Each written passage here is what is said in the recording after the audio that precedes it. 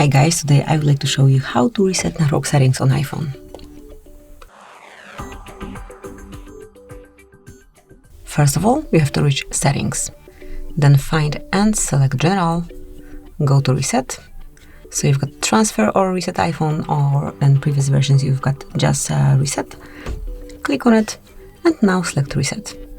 Here select Reset Network Settings.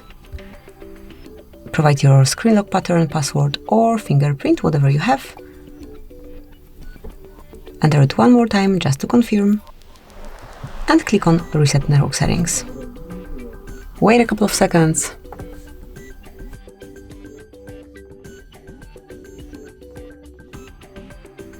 And that's it. Now you can unlock your device and then customize network settings from scratch. Thank you for watching. Please subscribe our channel and leave the thumbs up.